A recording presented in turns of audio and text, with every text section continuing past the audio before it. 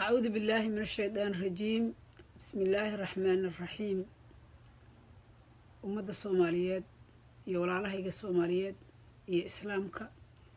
مالي جوجان بو إذن سلامي. السلام عليكم ورحمة الله وبركاته. وولاشين هند waxaan rabnay inaan xoogaa yar wax iska weydiino xoogaa yar waxyaabaha soo cusboonaaday oo si caqliyeysan oo caqligu u shaqeynayo bini'aadamku si kaleer macnaa in wax isu tusaan baa fiican dadku inay garamaan oo su'aal is weydiiyaan baa fiican wax iska weydiiyaan caqliguna ma ogta inuu hal meel ku dhago waa laga fiican yahay waxa fiican in caqliga bini'aadamku shaqeeyo wax is tusaaleeyo waxa macquulkaana qaato marka waxyaabaha halkan aan ku soo qaadi lahaa waxa weeye arrinta ka taagan ee hadda soo cusboonaatay oo ah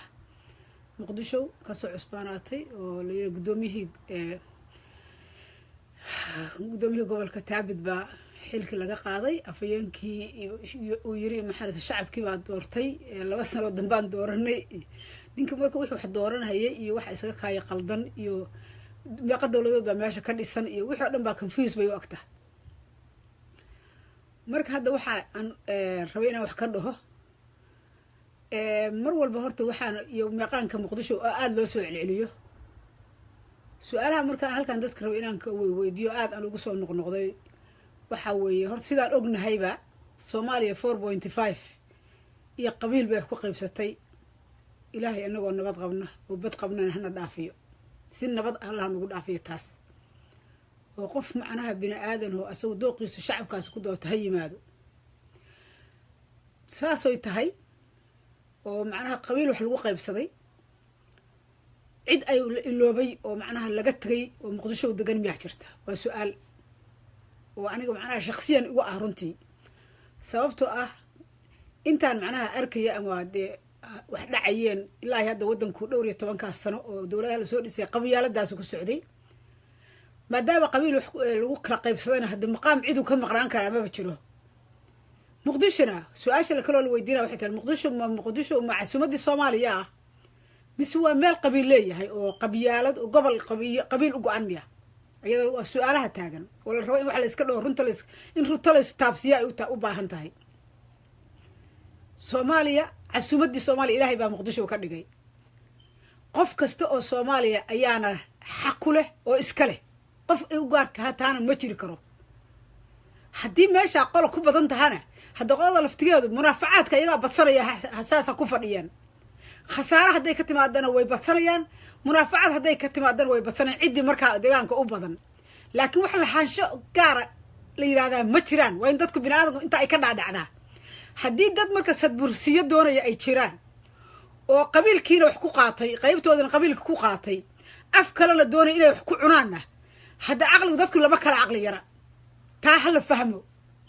dawladna saa lagu noqon maayo waxna la isku siin maayo ma suurtoobayso Soomaaliya muqdishona haddii qabiil wax u tarayo 720 sano wax qaban lahaayeen bahal galeen iyo baaba waxaan ahayna qabiilkii meesha deganaa uma soo saacidin muqdisho waxay muqdisho ku tahay Soomaaliya mid ah Soomaaliya dhan dhaqaalaha Soomaaliya mashaariicda Soomaaliya bilicda Soomaaliya ayadaa la galiyaa waxa la gelinayana qabiil ma lahayn Soomaaliya dhan baa leh dadku inay fahmaan waa laga maarmaan meeqaanka maxaa keenay meeqaanka meel 100 meeloodana kala degantihiin hadaan meeqaan ka samaysanaysan ka samaysta muqdisho waa ku gariirinine muqdisho Soomaaliya iskale waa city mar horena in hadii laga rabay xataa 60 sano wixii galaya loo baahan yahay yaa celinaya 60 sano hanti dawladeed baa galaysay oo shacab oo dhan wada leeyahay oo loo siman yahay ayaa galaysay oo ma lagu dhisay oo waliba burburiseen oo mar kale la dhisaya tii horaanba la idin raacanba dadka qaylinaya hal la weydiiyo xoolihii dadweynaha oo Soomaaliya oo dhan oo hantidii dadweynaha oo meesha gashay ay ku baabiyeen horta soo celiyeen midda kale lagu dhisay hadda la gelinayo marka ay ka hadlayaan tii horaaba loo haystaaba taasaan waajib ah in ay ku hor loo qabso xabsi loo galiyo istaahilaan taas marka waxa arinta horta muqdisho waa in macnaha dadku ay wajiga ay macnaha si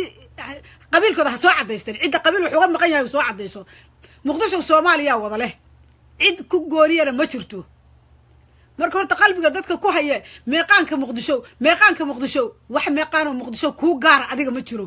ma ku jiro qabyaalad baad ku kala qaadateen qabiilkan uu qaybtiisa waa haystaa what else do you want